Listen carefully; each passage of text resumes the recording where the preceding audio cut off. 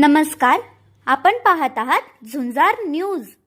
सर्वसामान्याच्या हक्काचं व्यासपीठ.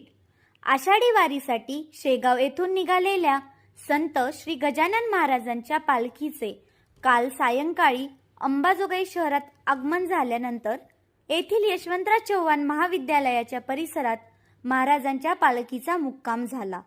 आज सकाळपासूनच अंबाजोगाई शहरवासियांनी संतश्रेष्ठ श्री गजानन महाराज यांच्या पालखीचे दर्शन घेण्यासाठी रांगा लावलेल्या होत्या.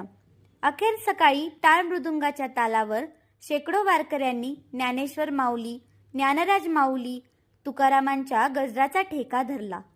पंढरीनाथ महाराज की जय, विठ्ठल विठ्ठल श्रीहरी विठ्ठल, संत गजानन महाराज की जय, गणगण गणात बोते या जयघोषाने एका पाठोपाठ सुंदर अशा चालीवर भजन गात वारकऱ्यांनी अंबाजोगाईहून विठुरायाच्या भेटीसाठी पंढरपूरच्या दिशेने प्रस्थान केले.